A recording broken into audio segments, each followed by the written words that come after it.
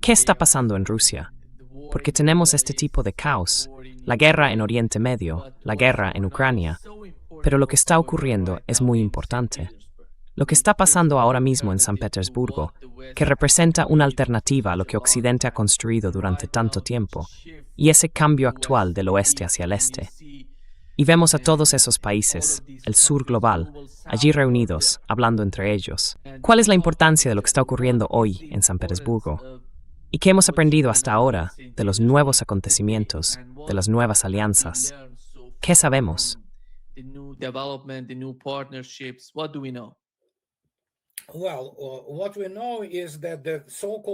Bueno, lo que sabemos es que eso que llaman Davos, esa supuesta cultura, que no es cultura, es degeneración, que en realidad era el Foro Económico Mundial, está muerto. Es un cadáver podrido y apestoso de lo que pretendían presentar como la dominación de Occidente.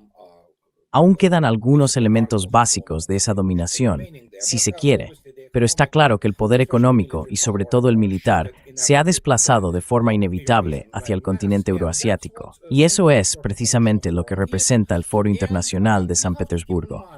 Y hay que tener en cuenta que, de hecho, hay personas de Alemania, por ejemplo, que están hablando de cómo organizar el trabajo de las 1.500 empresas alemanas, muchas de ellas abandonadas a su suerte en Rusia.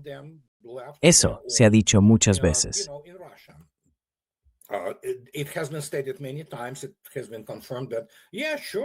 Se ha confirmado que, sí, claro, puedes volver. Pero esta vez, las condiciones bajo las que probablemente te permitan regresar, a la mayoría no se lo permitirán, serán mucho más duras. Y piénsalo bien, ¿qué quieres hacer? Pero de nuevo, cualquier cosa es mejor que Alemania, ya sabes. Así que, ese tipo de cosas. Hay todo tipo de celebridades y gente que va allí. Candace Owens está allí, ya sabes. Así que, quiero decir, todo tipo de personas, y obviamente lo difunden, porque, ¿cómo decirlo? Sí, si miras con atención a Eurasia y al sur global, económicamente son muchísimo más grandes que Europa. Y claro, básicamente la pobre Europa. Europa es pobre, y va a volverse realmente pobre. Y me refiero a la gente de Europa, que se está empobreciendo. Ya se están empobreciendo.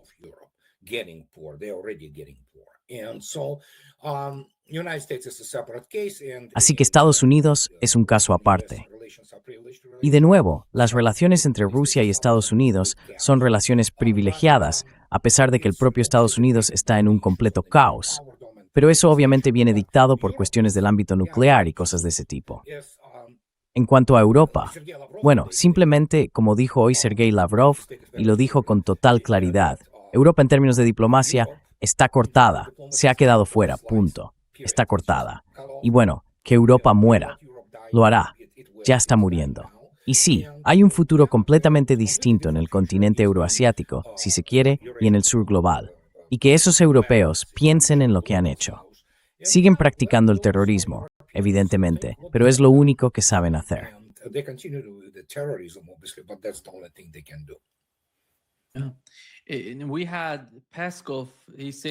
Peskov dijo que Putin no tiene previsto mantener ningún contacto con la delegación de Estados Unidos en el Foro Económico Internacional de San Petersburgo, porque no es un ámbito de competencia del Kremlin. Lo informó a través de la agencia TASS. Y Andrei, ¿qué sabemos sobre las negociaciones? ¿Hay algún tipo de negociación entre Estados Unidos y Rusia?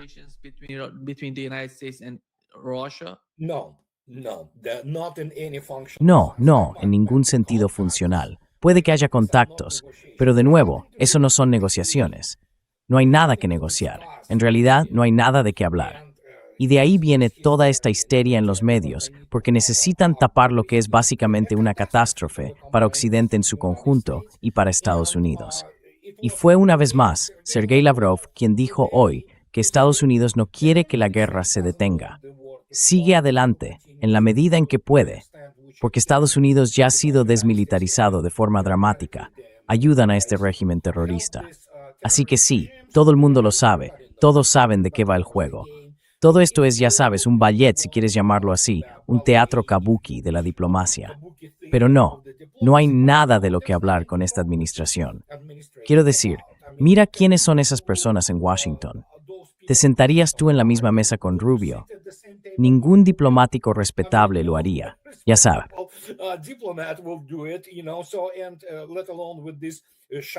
Y ni hablar de esos timadores de la mafia inmobiliaria de Nueva York, como Kushner y compañía, probablemente ambos agentes del Mossad, junto con quien sea que esté de presidente, que desde luego no está en su sano juicio. Así que sí, ¿de qué se puede hablar? ¿Con quién? No hay gente competente, no hay gente que entienda. Es en realidad una tragedia que se está desarrollando en Estados Unidos y así sucesivamente. No, no hay nada de qué hablar, y no se negocia con una parte que es débil militarmente. Una de las principales cosas que intentan ocultar es lo débil que es, lo que en realidad es un tigre de papel, el ejército de Estados Unidos. Y eso es todo.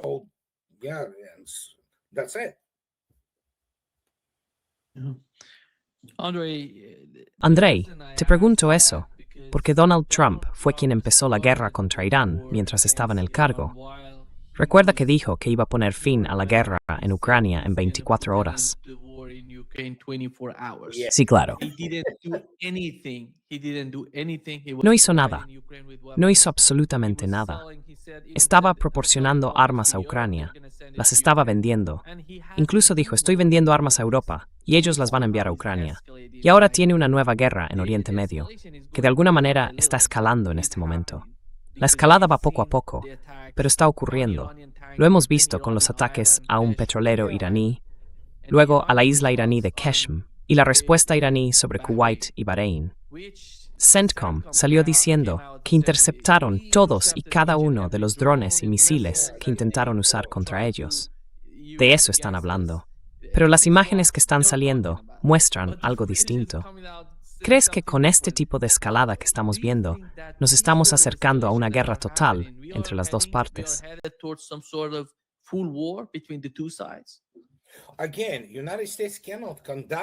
De nuevo, Estados Unidos no puede llevar a cabo lo que tú llamas una guerra total.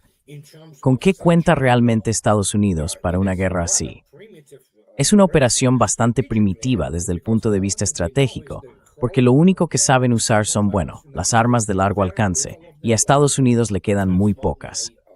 No lo digo yo, lo dicen, ya sabes, esos expertos militares estadounidenses del Centro de Estudios Estratégicos e Internacionales.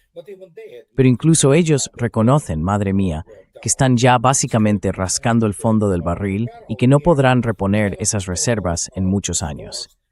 Así que sí, se están quedando sin armas de largo alcance.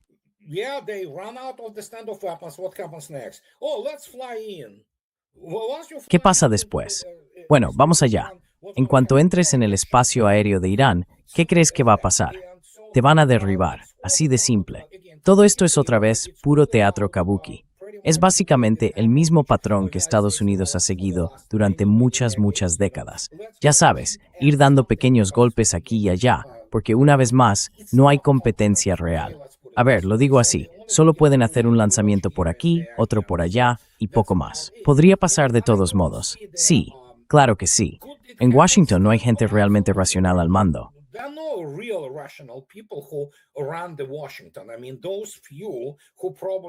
Quiero decir, esos pocos que probablemente entienden la gravedad de la situación no tienen permitido decir una palabra, especialmente cuando, como informó Axios, ocurrió ese intercambio entre Trump y su maestro, Bibi Netanyahu. Cuando tienes a esta gente que básicamente está del mismo lado que tú manipulando los mercados del petróleo, incluso ellos informan que en esencia Trump está supeditado a Bibi Netanyahu en Israel. Así que lo que tienes es una descomposición total, una desmoralización dentro de las fuerzas estadounidenses. Cualquiera que piense que los 50,000 soldados que tienen allí son suficientes para llevar a cabo, ya sabes, cualquier tipo de operación seria, tengo un puente que venderle.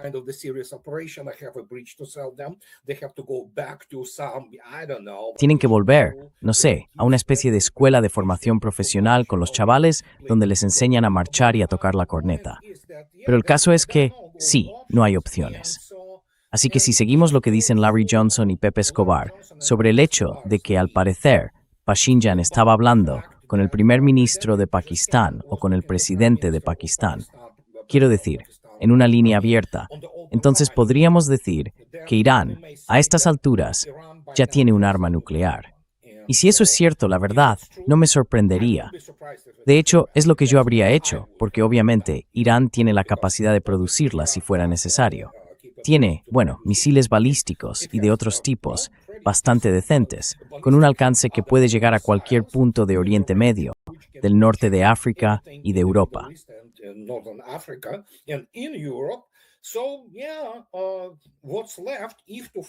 Así que sí, lo que queda es seguir con esta suposición. O más bien, no es exactamente una suposición. Es más bien una serie de indicios circunstanciales y conclusiones que llevan a pensar que sí, lo que falta es que Irán detone uno de esos dispositivos en algún lugar del desierto y luego diga, ¿veis? Ahí lo tenéis. Ahora hablemos. Y como Larry señaló correctamente, y en esto le doy la razón, hay un cambio en la retórica de Trump. Está jugando con todo eso. Otra vez. Es un circo, una vergüenza. Se humilla a sí mismo, humilla a Estados Unidos. El ejército estadounidense ya ha sido humillado tantas veces que nadie lo toma en serio, salvo ya sabes para matar civiles, que es en lo que son realmente buenos. Así que cuando miras todo esto, queda claro que Irán ganó la guerra.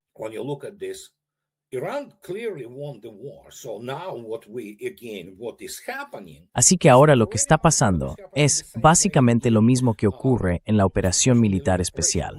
De hecho, los dos acontecimientos están conectados porque estamos en la fase de reorganización. Eso es lo que mucha gente no entiende. Irán ya ganó militarmente en esta guerra. No solo resistió, sino que además fortaleció al país después. Es como, ya sabes, ese momento famoso, me encanta, en El Quinto Elemento, cuando la nave dispara contra ese planeta maligno y, es ich die ganze das der Riddler, logos Grey Striffen Simper.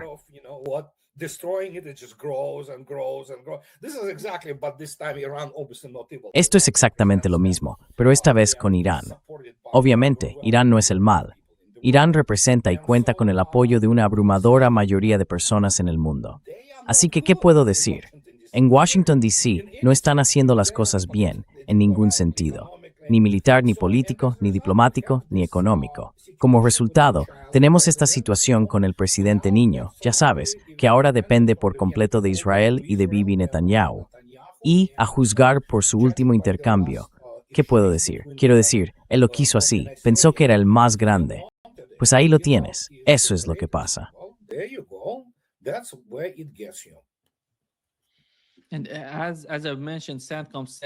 Y como he mencionado, el mando central de Estados Unidos dijo que han interceptado todos los misiles y drones que venían desde Irán. Y aquí tenemos una de las grabaciones, Andrei, que muestra uno de los objetivos de esos misiles iraníes. Aquí se ve, fíjate, la base estadounidense en Kuwait, la base aérea Ali al-Salem, que fue alcanzada, el refugio, el hangar de los aviones, también fue alcanzado. Y están mostrando cómo la calidad de las imágenes lo deja claro. Hoy en día, lo sorprendente es que ya no se puede negar algo que está ocurriendo sobre el terreno.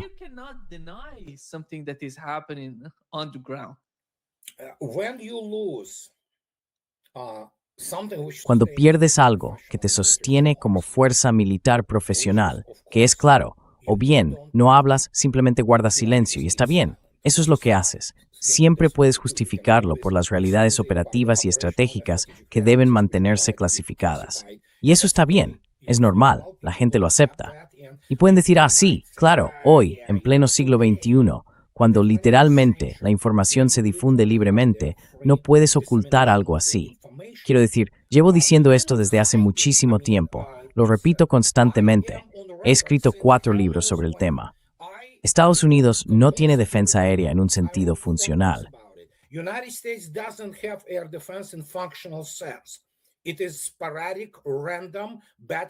Son baterías esporádicas, aleatorias, del PAC-3, que a veces tienen suerte y logran interceptar algo.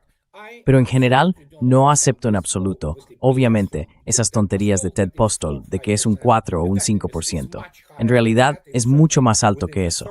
Está claramente en torno al 30%, casi un orden de magnitud más. Pero incluso si asumimos que hay un 40% de tasa de interceptación, eso sigue sin ser una defensa aérea funcional. Es significante que la mayoría es básicamente, misiles, drones saquen y destruyen. Literalmente no hay defensa. Solo hay intercepciones sport mowers le Thor Gore.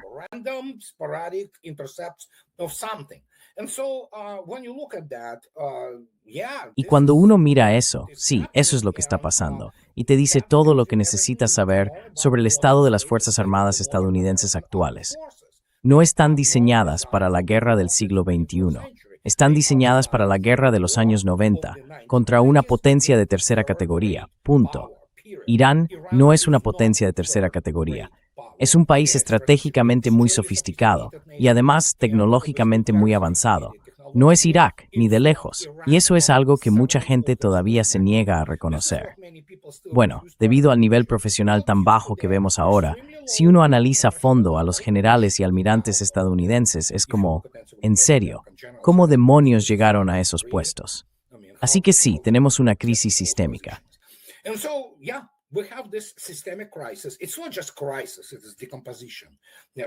No es solo una crisis, es una descomposición. Porque si Estados Unidos quiere sobrevivir como país, y cuando consiga restaurar de nuevo su ejército hasta cierto punto, no será un ejército eficaz, a menos que rechace esas visiones estratégicas idealistas y, digamos, esos hábitos, si se quiere, que vienen de la época inmediatamente posterior a la Segunda Guerra Mundial, cuando Estados Unidos estaba, bueno, en realidad muy bien económicamente y tenía mucha influencia, por así decirlo, en todo el mundo. Ya no es así. Así que tienen que rediseñar las Fuerzas Armadas de Estados Unidos. De lo contrario, ya han llevado al país a la bancarrota, y la situación va a empeorar mucho antes de que empiece a mejorar.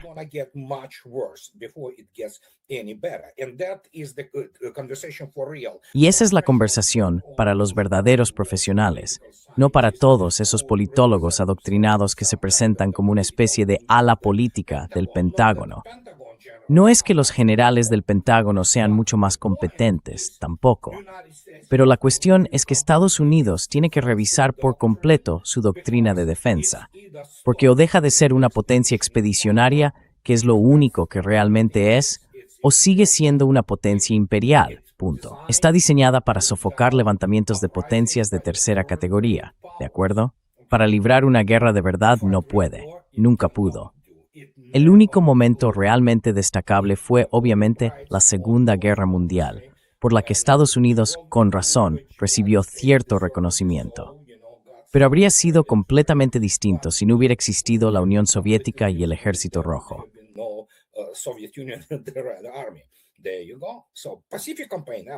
Ahí lo tienes. Así que, la campaña del Pacífico, por supuesto.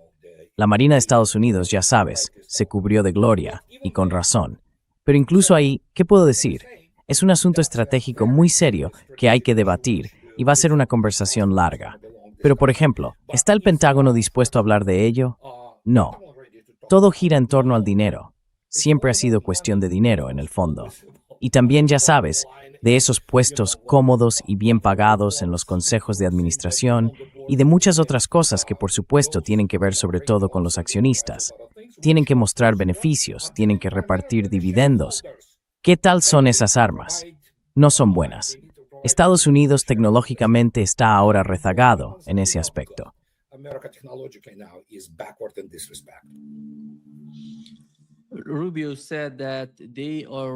Rubio dijo que están recibiendo algo así como el 90% de los minerales de tierras raras desde China, así que necesitan diversificar eso. Por eso fue a Armenia, para lograr un nuevo acuerdo entre Estados Unidos y Armenia que permita, de alguna manera, sustituir a China o reducir su dependencia de China. Parece, Andrei, que esa cumbre con Donald Trump, yendo allí, con todo el mundo en Estados Unidos viajando a China, no salió bien.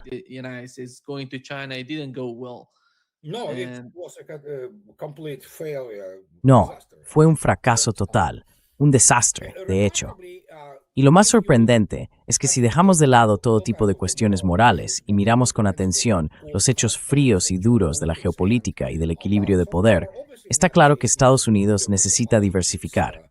Ya sabes, es un país rico. Estados Unidos es un país rico, sin duda. Tiene minerales, tiene muchos recursos. Pero Armenia, bueno, eso es otra historia. Es una historia curiosa, incluso absurda o poco razonable. Pero la realidad es que Rusia, hoy mismo, también ha dicho que por mucho que apreciemos a nuestros amigos chinos, el señor Manturov, que es una figura muy importante en el gobierno ruso, afirmó que sí, que están empezando a desarrollar, y Rusia lo tiene, sus propias tierras raras.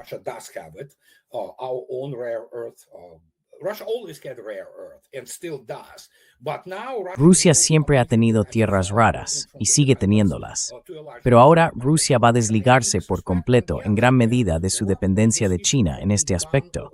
Y sí, el trabajo sobre este tema ya se hizo hace unos años, cuando empezaron a desarrollar esos recursos. Así que ahora, básicamente, están empezando a hacerlo a nivel industrial.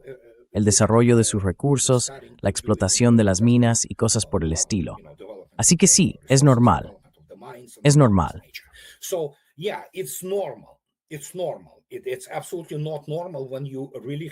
No es en absoluto normal cuando un país tiene casi el monopolio que China tenía en sus relaciones con Estados Unidos. Desde ese punto de vista, Estados Unidos está haciendo las cosas bien, ya sabes. Pero que vayan a salir de eso en un minuto. Bueno, esa es otra historia completamente distinta. Ahora bien, este movimiento de dividirse en sectores que son críticos para la defensa nacional y la seguridad nacional es algo totalmente normal y natural por parte de los países implicados, incluida Rusia. Así que en este caso, Estados Unidos da el paso correcto. Ya los revisaré más adelante.